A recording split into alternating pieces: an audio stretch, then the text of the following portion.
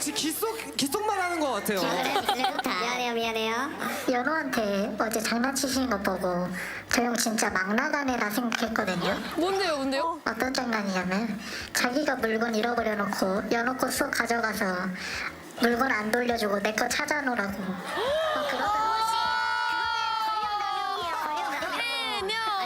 그러다가 그건 권력 남용이에요. 아, 동원 씨 그리고 요즘 음악 방송 때 나쁜 옷 입고 싶다 했는데 동원 씨 몸 그렇게 좋진 않아요. 동원 씨 생각보다 그냥 재능이지 그렇게 근육이 빵빵하진 않아요. 완전 디스를 지금 네네네. 와봐봐. 좋습니다. 재밌어요. 미담 뭐 있나요? 아니요 미담 없고 제가 자꾸 사진 찍어달라 하고 사진 찍어주면 왜 이렇게 찍었냐는데 본인이 이상한 거예요. 피사체를 너무해. 네, 왜 저한테 자꾸 그러시는지 잘 모르겠습니다. 아니 그래놓고 올린다니까요? 진짜요? 조그만. 그리고 어제 그 저희 막내 강민이가 씻고 있는데 갑자기 저한테 웃으면서 달려와가지고 야야야야야 이러면서 이거 강민이 화장실 앞에 투명 랩 씌워가지고 이렇게 얼굴 빡 이렇게 되는 거. 저 진짜 이게 뭐하는 짓인가 했어요. 우리 만약에 당했으면 큰일 났어요 진짜. 우리 그거 한번 해보자. 그래서 제가 야 김영순 니도 좋아했잖아 근데 형은 왜 했어요 그걸? 저는 진짜 헌이 형이 너무 좋아해서 마지못해 협조했거든요. 마지못해. 그래서 어떻게 또 잘 도와주는데 강민이는 그거 트랩에 걸리지도 않고 근데 리더 형이 너무 실망하더라고요. 안 걸리니까 영상까지 찍고 있더라고요. 와. 저는 장난하는 거 좋거든요. 근데 그 랩 있잖아요. 그거 왜 저희 방에 그냥 두고 가세요? 진짜 제발 도화씨 그리고 제발 뭐 먹거나 쓰레기가 생기면 바로바로 갖다 버려주세요. 대청소하고 싶다 하지 말고 본인이 잘 청소해놓으면 저희 대청소 안 해도 됩니다. 그래놓고 대청소하자고 하면 저희 너무 힘들어요. 그렇죠. 사실 대청소가 아니라 동원이 형 쓰레기 청소죠. 그래놓고 자기 방만 깨끗이 쓰는 건 진짜 너무한 것 같아요. 와 잠시만.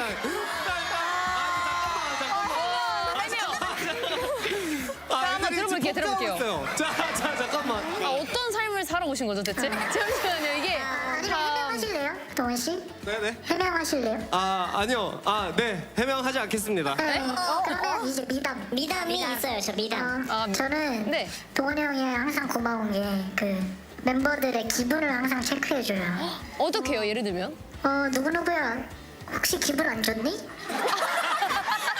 근데 이상한 게 항상 부정문으로 시작하더라고요. 어디 안 좋아? 오늘 어디 아파? 괜찮아? 안 괜찮아? 괜찮아. 안 괜찮아도 괜찮게 만들어주는 형이 너무 좋아요. 미담 맞지? 오케이. 그리고 미담 하나 더 있는데 네. 제 옷을 자주 빌려가거든요. 네. 그래서 빌려가는 거 정말 별로라 생각했는데 본인이 또 향 좋게 향수 항상 뿌려주더라고요. 제 향수랑 겹쳐서 냄새 좋습니다. 예. 아우 미담이죠 미담. 근데 진짜 향수 너무 많이 뿌려요. 잠시만 이게 미담 맞죠? 멋있다고요. 어질어질하네요. 플렉스하는 모습. 나 어질어질하네요. 이렇게 진짜. 동원이 형에 대한 훈훈한 이야기 처음이야. 너무 좋은데? 감사합니다, 진짜. 얼마나 진짜 남았을까요? 그 케미가 너무 좋은 베리베리 멈춰야 분이신 될 것 것 같아요. 같아요. 이제 멈춰주세요. 저 KO. 동원이 형 항상 리더로서 책임감 있고 그런 모습 너무 좋고 그 책임감과 부담감에 못 이겨 저희한테 화풀이 할 때는 장난이고 항상 이렇게 리더로서 좋은 모습 보여주는 저는 형이 좋습니다. 동원이 형. 얼마 안 남았습니다. 동원이 형 최고. 우리 리더 최고. 저희가 완전히 동원이 형 했지만 따라해봤잖아요. 네. 근데 그 무리하는 게 정말 노력하는 거더라고요. 우리 리더 아찔아찔하네요, 진짜. 우리 리더 일로 와. 어떠셨어요? 너무 아찔아찔하고 사실 하나 해명하고 싶은 거 있다면 네. 어제 그 랩 쇼노 장난을 했을 때는 네. 저도 하면서 제가 너무 철없다 생각을 했어요. 그래서 그 부분은 충분히 또 반성하고 있는 부분이고 반성을 했어요. 반성을 했어요. 와우. 신기하다. 저는 사실 하면서 다 같이 즐거워했는데 내가 정말 철이 없다 느낄 수도 있겠구나. 동생들이. MZ셔서 그래요. 그러니까 이것도 노력을 해봤는데 요즘 랩 쇼는 또 장난이 유행이더라고요. 진짜? 근데 저는 이런 모습이 좋은 것 같아요. 오히려 동원이 형이 이렇게 철이 없는 게 아니라 그냥 조금 재밌게 같이 저희랑 노는 게 뭔가 숙소에서의 저희 케미가 더 이런 게 생기지 않나. 맞습니다. 아니 근데 그 랩도 그거 제가 바로 알아챘거든요. 좀 허접했어요. 알아채고 나서 이제 아니 이걸 왜 하냐 막 이러고 있는데 야야 그래도 한 번만 당해주면 안 돼? 막 이러고 야야 빨리 결국 당해봤는데 당하지도 않아요. 아, 당연히. 네. 아, 좋습니다. 각종 제보가 아주 이렇게 폭탄이었던 적은 사실 처음인데요. 그만큼 케미가 너무 좋은 것 같습니다. 너무 좋았어요. 멤버분들 재밌으셨나요? 아 너무 재밌었습니다. 후련하신가요? 아 상처가 많이 남았어요. 어떡해요. Now it's time for a last segment. We have like a lot of global fans joining us online, and we'll actually be talking to one of them. Hi. Hello. Hi, Arirang. How are you? I'm absolutely fine today, and I was very happy to see very now. That's great. So Anora, I have a question for you. When did you first become a fan of Very Very? Actually, I firstly found very in 2019. It was in debut era. Wow. And 날 불러줘. I decided to be a fan of Very Very until now. So it's been almost like 7 years. I also heard you prepare something special for Very Very. Yeah, so I love every very songs and dance, and now I'm preparing my dance cover of Red. Wow. 레드 커버 댄스를 준비하셨대요. 네. 진짜 너무 기대돼요. Let's go.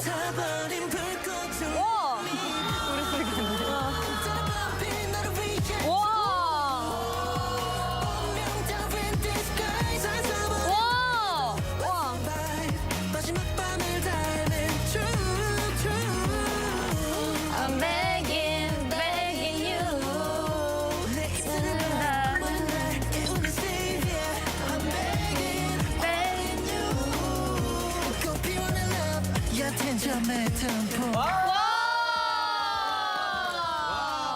아 너무 잘하셨어요 진짜. 멤버분들 어떠셨어요? 전 댄서 분이신 줄 알았어요 진짜. 너무 잘하시는데요?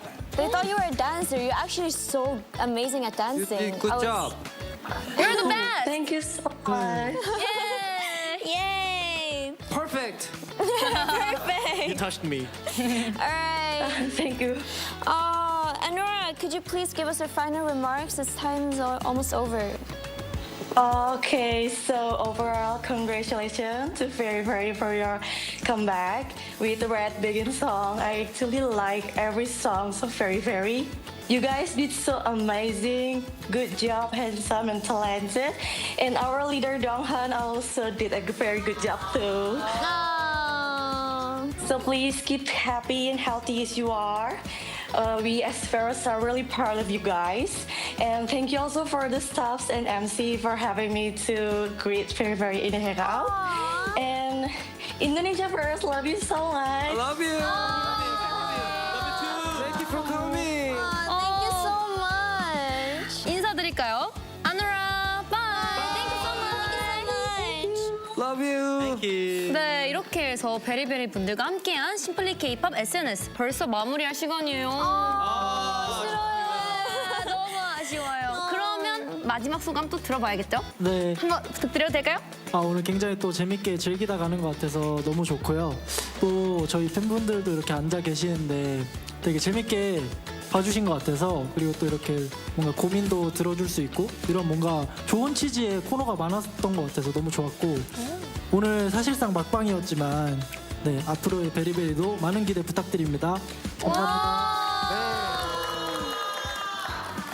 네, 또 오늘 여기 현장에 계신 배러분들도 있지만 저희 온라인으로 또 함께 해주시는 배러들 시간 맞춰서 저희 함께 응원해 주셔서 너무 감사해요 진짜. 땡큐. 또 많은 분들 이렇게 오늘 함께 해주셔서 감사드리고, 심플리 K-pop 정말 오랜만에 돌아올 수 있어서 너무너무 행복했습니다. 좀 극악무도한 코너가 생겨서 마음이 아프지만 잘 이겨내고 오늘 또 심플리 K-pop에서 좋은 추억 많이 만들어가는 것 같아서 너무 감사드리고, 저희 베리베리 앞으로 열심히 활동할 테니까 지켜봐주세요. Alright, the MCs will be saying bye, but don't miss out Very Very's music video, Red. Simply K-pop SNS. See you next time!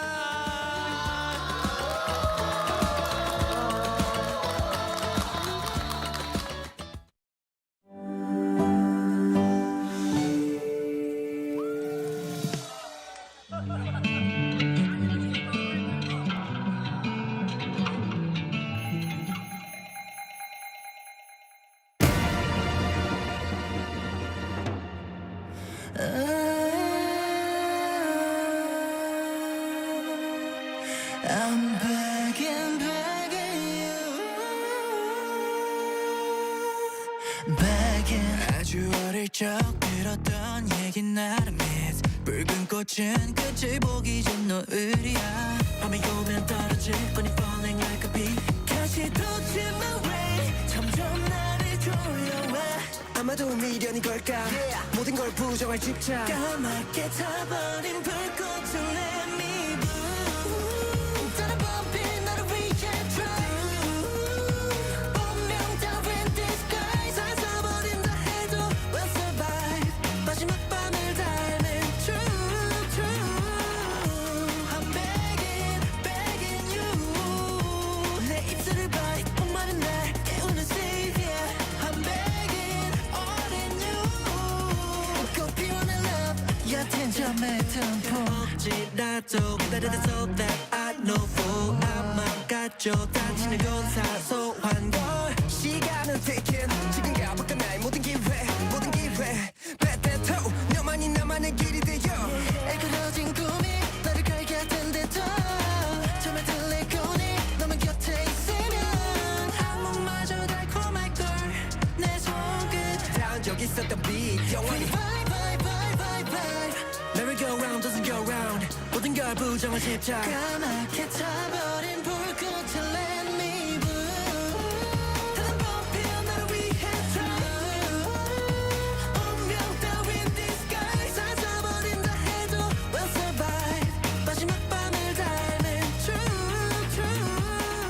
Red, live or die. Give me the chance. Fade. 운명 다 있었어. 다시 또 있단 걸. Yeah.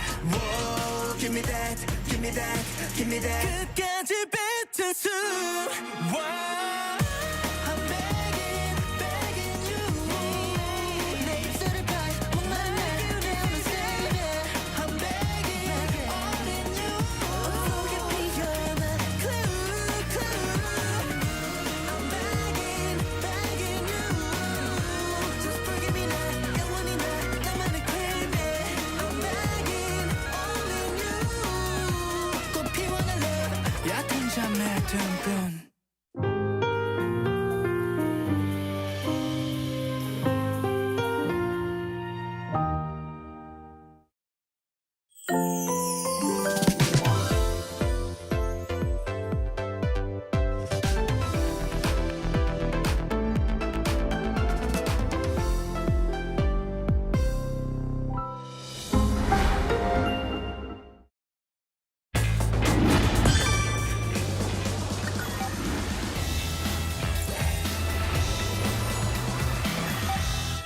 Are you curious about Korean cultural heritage? If you are a fan of Korean culture and history, listen up. Korean cultural heritage is based on a 5,000-year history. The whole country is like a massive museum because it possesses such diverse cultural properties. Let's not wait any longer and take a look. First, for beginners, for those who are not familiar with Korea, let's start with the world-famous list. You can see how Korea's beautiful traditional patterns and historical features have been preserved. And don't forget to experience Korea's intangible cultural heritage. From Ganggangsulle to Talchum, there's just so many exciting cultural heritages to experience. These are for intermediate level tourists who have already visited Korea and its famous attractions. You might even be standing in a World Heritage Site right now. How about searching for intangible cultural heritage that you can experience? 한소리, 제주 해녀 diving, 김장. Make some unforgettable memories while having fun. Last but not least, the advanced level. It's the memory of the World Register. Korea possesses an extensive documentary heritage. Korea is serious about documentation and preservation. A tour of Korean cultural heritage will become a legacy of your own. Why not make your own Korean cultural heritage travel itinerary? Isn't it fascinating?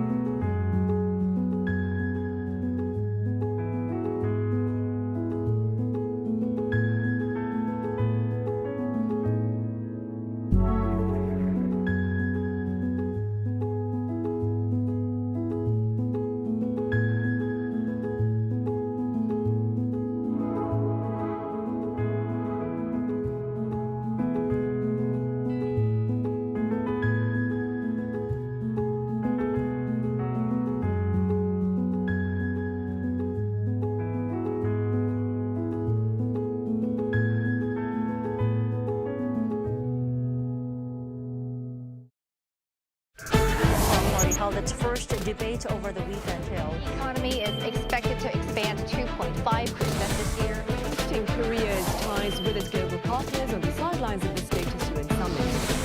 A massive drone attack on Ukraine overnight on Monday and Tuesday.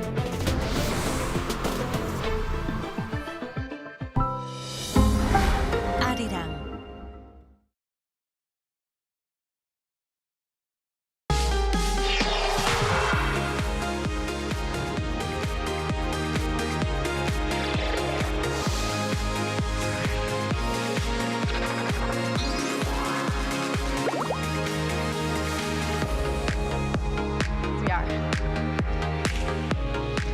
환영합니다.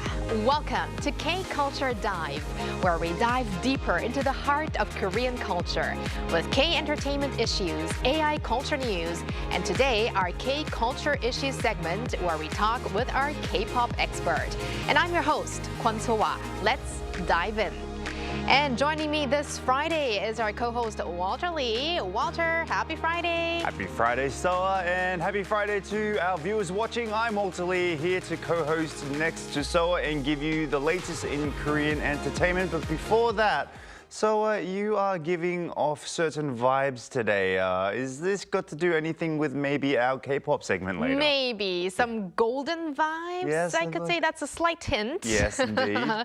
But before that, we're gonna have K-entertainment news. And Walter, one movie has been the talk of the week. Yes. And you're gonna tell us how it has been doing in the past few days. Which movie are we talking about? We are, of course, talking about The King's Warden, starting Yoo Hae-jin and also Park Ji-hoon, which went to actually straight to #1 on its opening day of release of the box office. Now, according to the Korean Film Council, the historical drama surpassed Once We Were Us, another movie, to claim the top spot, delivering on its early buzz after recording more than 240,000 cumulative tickets sales as of Thursday and drawing nearly 118 moviegoers nationwide also on its opening day.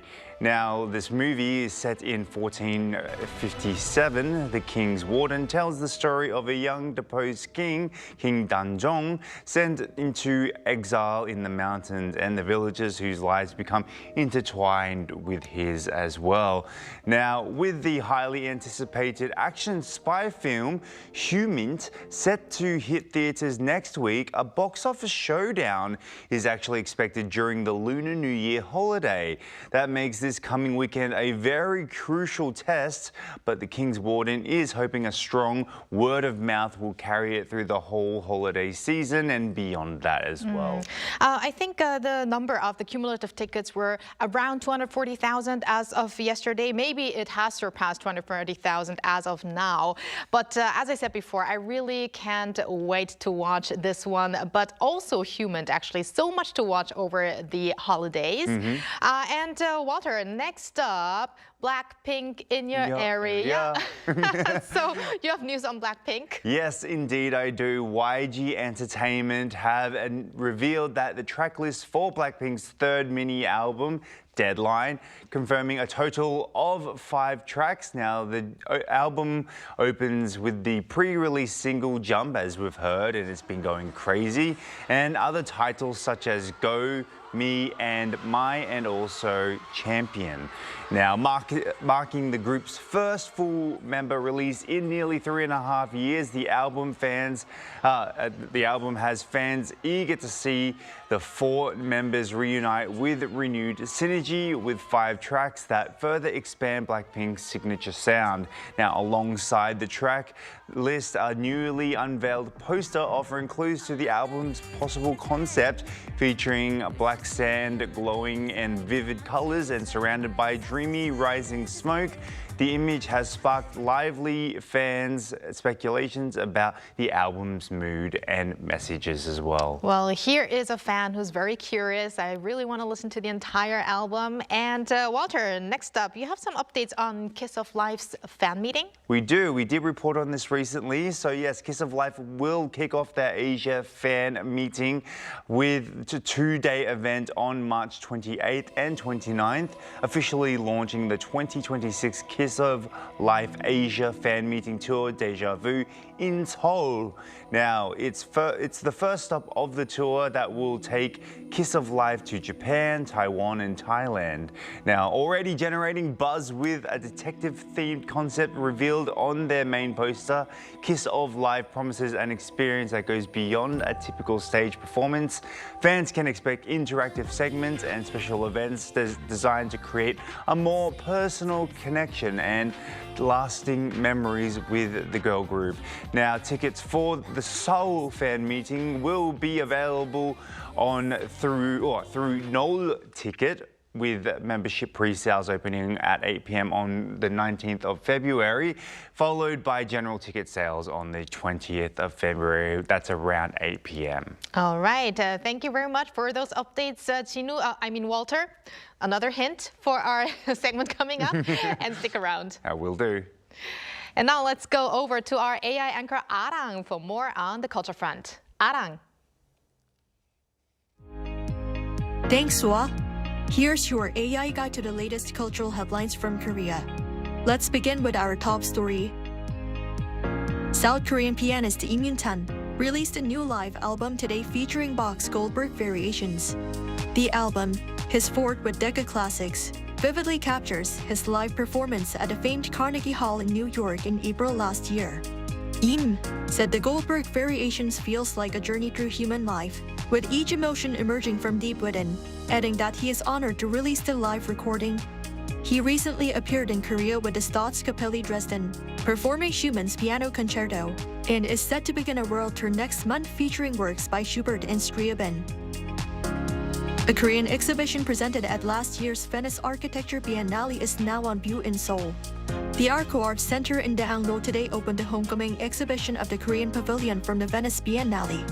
Curated by our architectural collective CAC, the exhibition features works by architects Kim Hyun-jong, Park Hee-chan, Yang In-ah, and Dami Lee. The exhibition attracted more than 174,000 visitors in Venice last year, the largest turnout ever recorded for the Korean Pavilion. This means over 55% of all Biennale visitors stopped by to see the works of Korean architects. The Seoul exhibition runs through April 5th. The Culture Ministry has launched a Hanbok culture promotion campaign ahead of the Lunar New Year holiday. From today through the weekend, various programs will be held at the Jeongdong 1928 Arts Center in Central Seoul. Organized in partnership with the Korea Craft and Design Foundation, the campaign aims to promote the value of Hanbok, Korea's traditional attire, and encourage people to enjoy wearing it in their everyday lives. Programs include free repairs of unused hanbok and hanbok giveaways for mission participants. First Vice Culture Minister Kim Young-soo is scheduled to attend an event today to encourage those working in the hanbok industry. That's all from me. Turning now to a quick look at more K-culture stories making headlines today.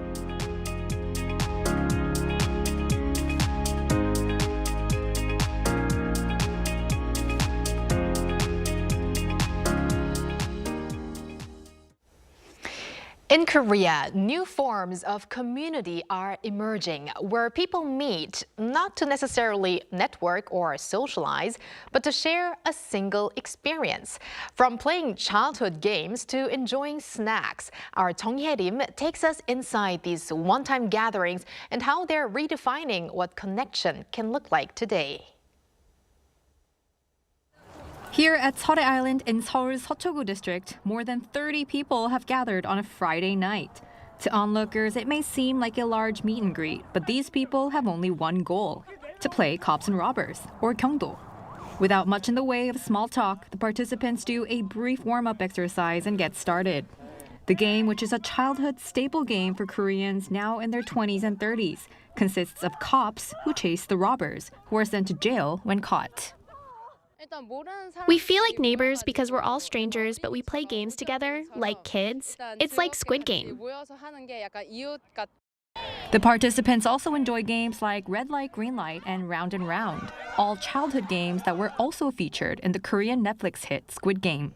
Unlike most social gatherings, they part without any interactions outside of simply playing the game.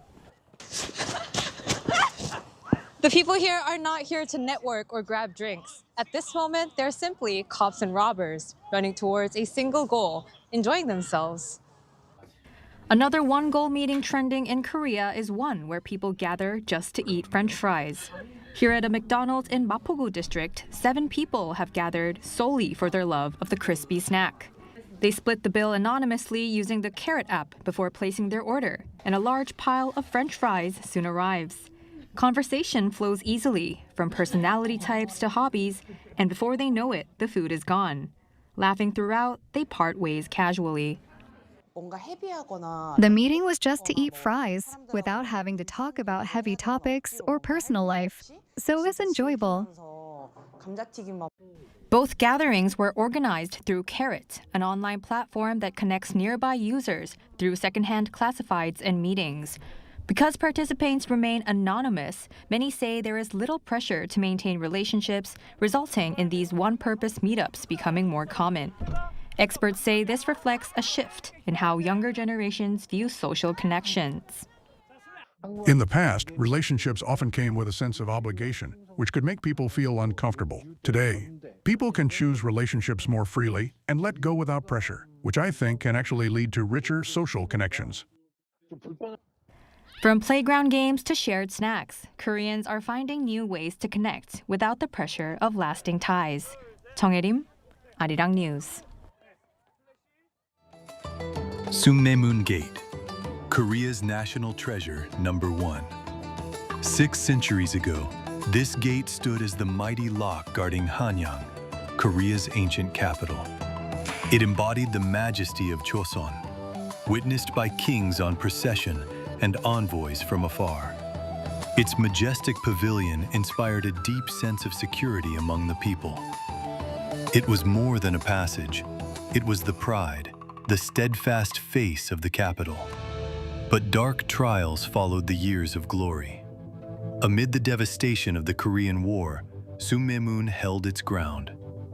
Scarred by bullets and shrapnel, it did not fall, silently enduring the nation's tragedy. And in February 2008, another trial struck. On the night the red flames swallowed the pavilion of the national treasure, we bore the sorrow of a page of history crumbling before our eyes. But Sungnyemun would not yield.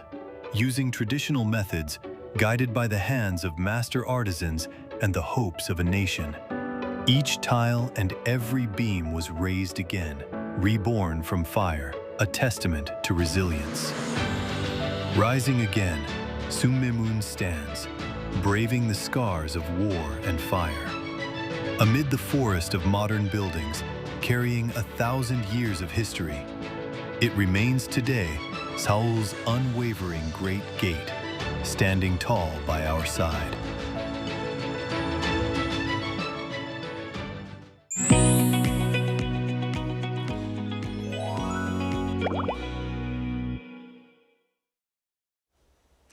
K-pop has reached yet another milestone.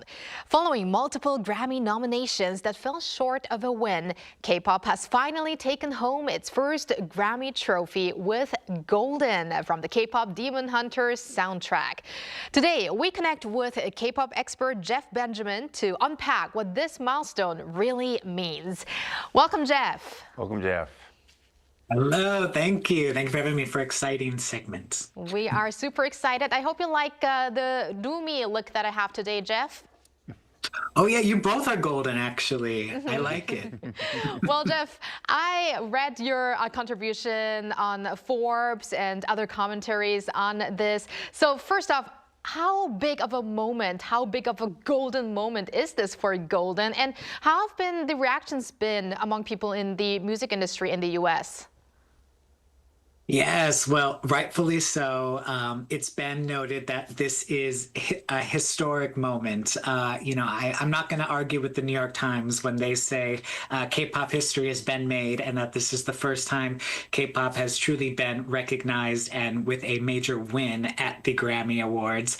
And it's been really, really cool, not just to see that, talking about the fact that it's golden and recognizing it as a separate case on its own, but but really recognizing that, yeah, this was a big win for K-pop. This was a big win for the Korean music industry at large. And, a lot of people having kind of nuanced discussions actually about, what does this mean for the future of K-pop? Golden arguably isn't the most obvious K-pop song in the way many fans might know it, but what does this win kind of mean for the future of K-pop in that way? So it's been really cool to see the industry, the media, everyone kind of having a really good time and having really thoughtful discussions about this. And among other nominations, it was the best song written for visual media Grammy that Golden received. So what exactly does this category represent, and how prestigious is it for songwriters in the music industry? Yes. So, like you said, it is the best song written for visual media. And these are for songs written specifically for film, television, video games, or other visual medias. So it would need to be an original song that was written by these songwriters. And like you mentioned, it is an award that goes to the songwriters. So even though someone like the Huntrix members did sing on this song, they would not be the ones awarded for this. It would go to the songwriters, which included EJ, who sings and wrote on the song, but also Teddy, Blackpink's main producer, and all his groups of producers.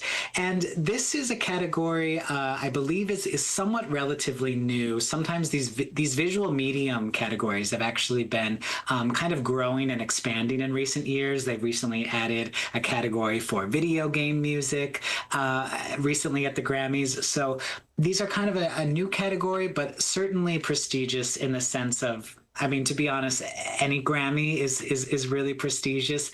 While, of course, you have those main four big awards, of course, being Record of the Year, Song of the Year, Album of the Year, and Best New Artist. Still, I gotta say, Best Song Written for Visual Media is a big one, not just because I think it only stays at the Grammys, but these are the songs that usually give us an indication of how the Academy Awards might work out, or how, the Oscar Awards, and who might win at the Oscars. So it's a big one, not just for the Grammy itself, but also maybe what it can indicate for future award shows.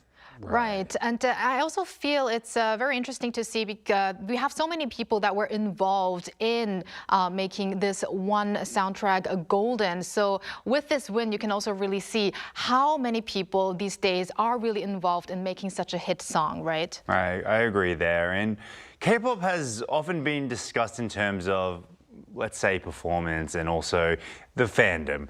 But with this win, Jeff, can we say that K-pop's songwriting and production system itself has now been recognized by the American mainstream music industry? I think that's a great way to put it. And I think it's significant because while there have, like I was talking about this discussion about how, maybe Golden or K-pop Demon Hunters aren't that traditional K-pop that many fans or that kind of fall into those typical performances or fandom discussions. It is at its heart, definitely created in that K-pop sense. Have songwriters like EJ who have done, huge songs, huge classic K-pop songs for Red Velvet or aespa. You have someone like Teddy who's just been an icon in Korean music since the 90s.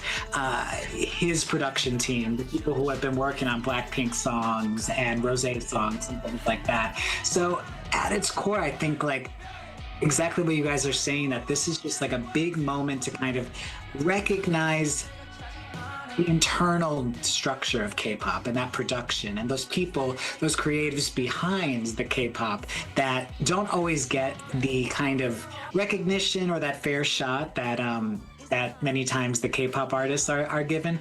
But I think they're just as significant and just as important to make sure that we do recognize them and show that love for them. So personally, I love the fact that we did get to see the producers go up and accept the award. We saw producer 24 accept the award, speaking in Korean and English during his speech. I just thought that was such a cool moment, and very cool to see these guys who are always behind the scenes finally get a bit of moment in the spotlight. Right. Right, and you know, it's not unusual. Soundtracks from animated films have made an impact on the Billboard charts before, but it is rare for a soundtrack song like Golden to sustain a long-running #1 position worldwide. So in your view, what really distinguishes this case from, let's say, past animation original soundtrack successes? Yeah, I think starting on Netflix is always a great way to start. You know, Netflix just being such an accessible platform, a place where so many people are, whether they, you know, were ready to tune into K-pop Demon Hunters the moment it came out, or they were just casually looking at it on their screens. And that goes for adults, that goes for children, that goes for families. You know, this thing definitely had a wide appeal, right? But the key moments, I think, with K-pop Demon Hunters and Golden specifically was that there was definitely a targeted approach when it came to this song. Very early on, when K-pop Demon Hunters soundtrack was starting to get a lot of great motion, a lot of great streams, particularly in the US and globally, Republic Records, who put out the album, decided that Golden was the song that they were going to focus on first and foremost as, you know, the title track, if you want to say, but also the song that they were going to focus on for awards. So naturally, it was about getting this song as much visibility as possible, making sure it had mainstream moments, pushing it on US radio, getting opportunities for the song to be on US television. I feel like I've seen EJ, Audrey Nuna, and Ray Ami, the three singers in Huntrix, behind Golden. I feel like I've seen them on my television so much recently, just really giving it their all for this song. So it's kind of, you know, it's one thing to really, you know, have a popular song, have a popular soundtrack. You know, a great example is Encanto, which was a very popular soundtrack. But K-pop Demon Hunters really made sure the crossover happened with Golden specifically. And actually right now we're seeing the song, the first song, not How You Like That, but What It Feels Like, or How It's Done rather, is getting the next push at radio. So we might see that one make a big impact next. Okay. Now, Jeff, let's also talk about Rosé, because she drew major attention as the first Korean solo artist to perform at the opening stage at the Grammys alongside Bruno Mars, of course. Well, the stage was great, no doubt, but she didn't win an award there. So from your perspective, why do you think that she fell short of taking home a Grammy? Yeah, I mean, there's so many factors that come into this. I mean, let's be honest. You know, there's so much great music that did get recognized this year, but also great music that didn't get recognized. So, you know, I know it's cliche to say that it's an honor to be nominated, but I really do think it was amazing to see her get nominated, and this song specifically get nominated for Record of the Year, but also Song of the Year. Song of the Year being the award that recognizes songwriters. And the fact that we have a song inspired by a Korean drinking game, Korean culture, getting recognized specifically for its lyrics on the Grammys, I think that's just such a cool moment and such something really worth celebrating. And I don't know exactly, you know, why it didn't win. There's, you know, I don't think anyone would complain when you lose an award to greats like Kendrick Lamar or Billie Eilish. So I don't know. I don't know. Maybe if it's just they were a little ahead of their time in terms of just having a song and having that representation where people were willing to recognize that this is a huge track, but maybe not give it the win in the end. But I think, you know, just like any moment, whether we go back to BTS or you know, this moment with Appa 2, it's a wall that's been broken down, and hopefully we just continue to rise, and everyone, we see K-pop just continue to rise in that way as well.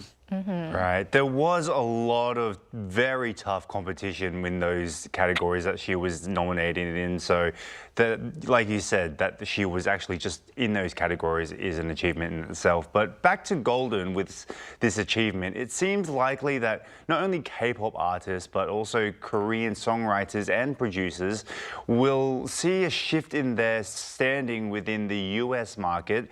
Do you think that's already happening, though? You know, I do think it's happening, and I think it's been kind of happening in a way for a while, just in the sense of we're seeing a lot more of these like crossover collaborations happening, seeing, you know, more artists and kind of the producers and the songwriters who have typically worked in those K-pop worlds get chances, you know, beyond the K-pop world, and seeing a lot more collaboration in that space. I think this, though, in particular, will be a really great moment. And I hope, you know, the U.S. industry recognizes that these are kind of, you know, these are core members and representatives of K-pop music and the industry in that way. And being able to collaborate and getting the chance to collaborate can actually be, you know, a huge moment and super beneficial in that way for all different kinds of artists. You know, it really just took a moment like Golden with K-pop Demon Hunters to be able to really show that someone like EJ, you know, is finally getting her moment in the spotlight, or seeing Teddy, you know, get a Grammy in this way, a name I've heard since I became a K-pop fan, you know, over almost 20 years ago. So all these things are just, you know, so exciting to see. And I think it's making a larger impact than maybe we might even realize, and we'll soon see the results throughout the future of pop music for sure. All right, Jeff, just very quickly, we've got BTS and Blackpink returning. Do you think that there is a high chance that this Grammy win that we have this year could influence next year's awards? You know, I want to say I hope. It's tricky because, you know, Blackpink and BTS operate as, you know, essentially idol groups, you know, very accomplished, amazing idol groups in that way. But Golden and Apatu and even Hybe's global girl group Cat's Eye, they kind of operate in a bit of a different way than traditional K-pop does. My hope is that, yes, this moment with Golden does help break down people's barriers, breaks down their biases, and lets people see Korean music not as something that needs to be othered or something that, you know, can't win a Grammy. But now, you know, it might open people's eyes to, hey, you know, this is incredible music and it is trophy worthy, and maybe we'll see a bit more recognition in that way, and we can only hope that those moments of visibility, those moments of recognition really kind of come through and just pave the way for more successes and more achievements in that way. That's my hope. That's our hope as well. Well, thank you very much, Jeff, as always, for your insights today, and talk to you next time. Thank you, Jeff. Yes, thank you guys. Stay golden. And thank you, Walter. We're going to have you back next week. See you next week. Thanks for watching and your interest in everything K-culture. Please tune in again next week and keep diving.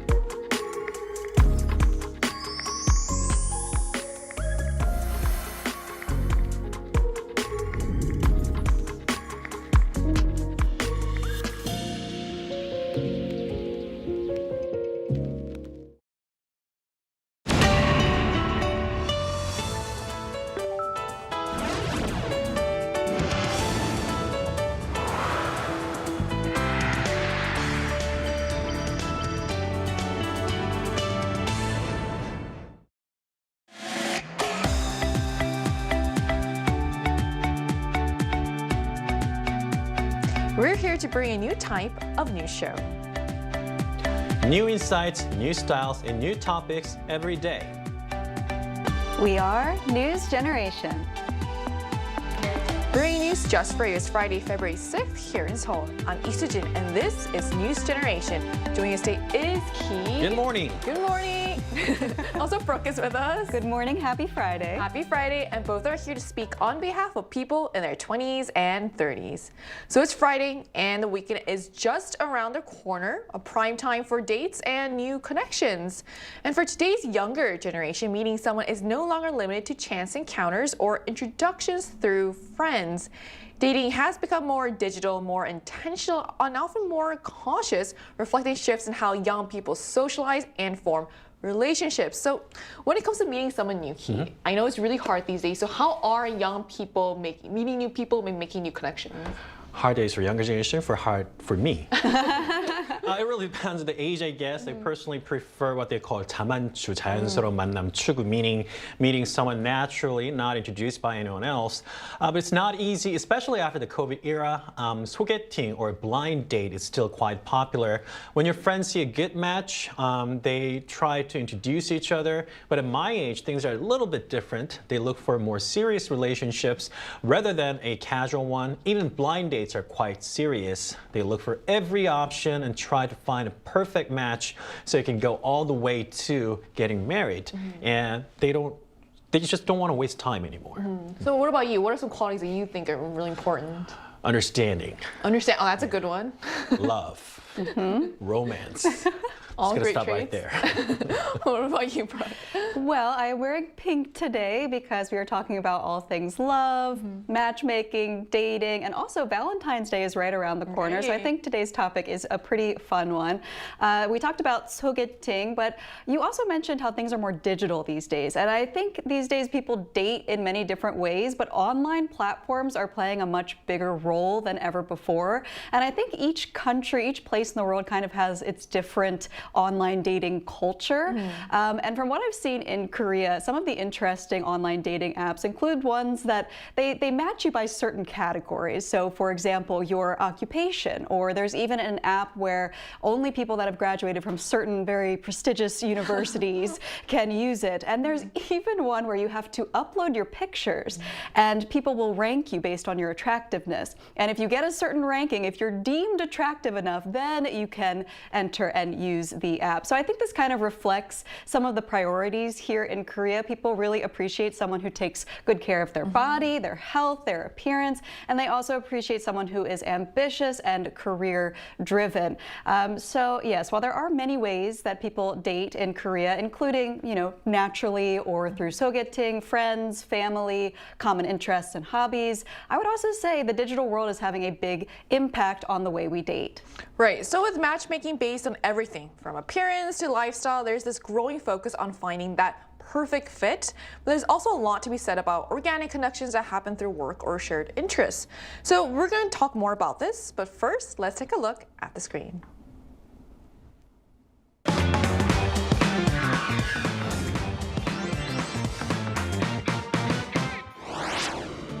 Each country has its own dating and marriage culture. In Korea, an arranged date often aimed at marriage has long been a familiar way for people to meet when they are looking for a serious relationship. But as dating becomes more digital and individual choices take center stage, questions are growing about whether this type of matchmaking still has a place today.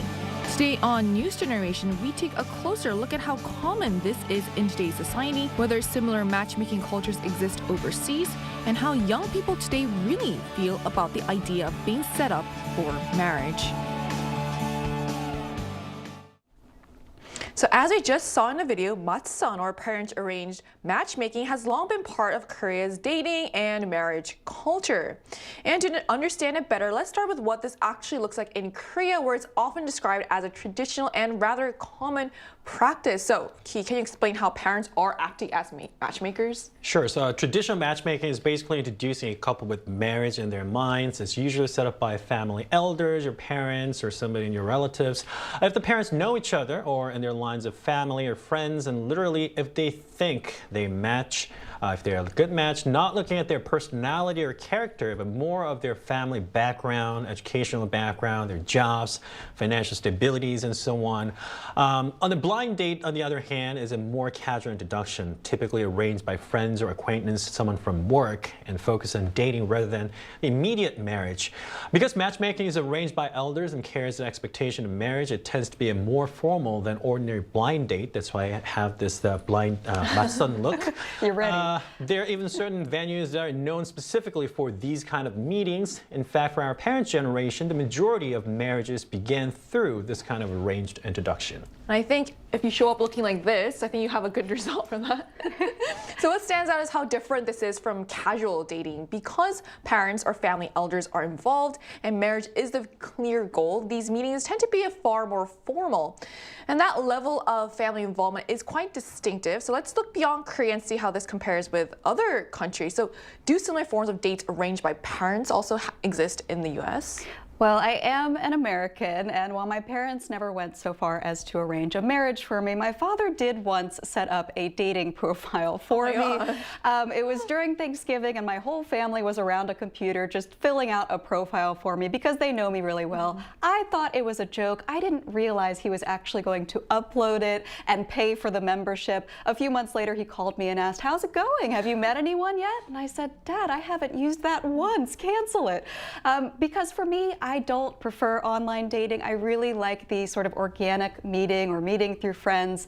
And I think for most Americans, having your parents involved in your dating life to that extent doesn't really happen. You only really get kind of the nagging around holidays, but the idea of an arranged marriage is still quite foreign or unusual to most American communities. But that's not to say it doesn't happen. There are still pockets of, immigrant communities or religious communities because America is that melting pot. And so the family involvement in those cultures is still quite strong. That's where you might still see arranged marriage. But I still think in America, there's more individualism, so you still have the freedom to accept or decline that.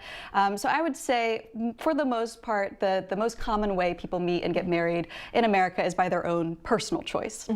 So if your dad was the one who's paying for that service, who was the one receiving the matches? And since you were, obviously. Apparently he was, but he wasn't looking through them. So yeah, nothing ever came of that. So while it's not as widespread in the US, versions of parent-arranged matchmaking still exist within certain communities shaped by class, religion, or background. So many people assume this kind of matchmaking belongs to the past, but recent examples suggest that that might not entirely be true. So Ki, how common are dates arranged by parents in Korea today? It used to be super common, but in Korea, I would say this practice is still relatively common. Just last year, a high-end apartment complex in Gangnam area in Seoul even ran a matchmaking program where residents helped pair their children living in that certain apartment, and something that would clearly fall under the category of traditional matchmaking or 맞선. And more recently, we've also seen dating shows where participants search for a marriage partner accompanied by their mothers. And these examples suggest no matter how much the times change, in a society as strongly family-centered as Korea, marriage is still often viewed not simply as a romantic union between two individuals, but as a negotiation and compromise between two families. So I'm actually a huge fan of that show that you mentioned. It's Yes. really funny. The last episode actually aired yesterday. And what happens is, like, the contestants, even when they pick each other and they become a match, the moms have to approve of them in order for them to actually become a final couple. Sure. So these cases show that even as dating methods evolve, family involvement remains influential. In a society where family ties are strong, marriage is often seen not just as a personal decision, but as a union between families. And Korea isn't the only place where this kind of culture exists. So are there similar practices of dates arranged by parents in other parts of East Asia? Yes, so I was very interested to find this out. In Japan, there is a similar culture that exists in the form of something called parent proxy matchmaking. So instead of their children, the parents themselves go to these matchmaking events on their behalf. They go by themselves, and they choose someone that they feel is suitable for their child. child and then introduce that person to them. So this system began around 2005, and the cumulative number of participants has already surpassed 40,000 people. It's quite popular. And interestingly, many children actually welcome this approach because it allows them to meet someone, but they don't have that immense psychological pressure of, oh gosh, I have to bring this person home to my family now. Are they going to like each other? Are they going to get along? You know, I think everywhere in the world can relate to that problem. So I think this is a great way to get around that because your family approves from the beginning. I would do it. Yeah, I think it's very practical in a way. So Japan's case is particularly interesting because parents take the lead first while children are introduced later, reducing pressure while still keeping family expectations in mind. So Keith, do you know of any other cases in East Asia? Sure. Similar phenomenon exists in China as well. So parents gather in designated public spaces to look for potential spouses for their children. The most famous one is at Shanghai People's Park. On weekends, thousands of parents arrive carrying flyers listing their children's profiles, where they're from, how they look, their educational background, actively searching for suitable brides or grooms. And this culture began roughly about 20 years ago, and it has grown to the point where there are even brokers who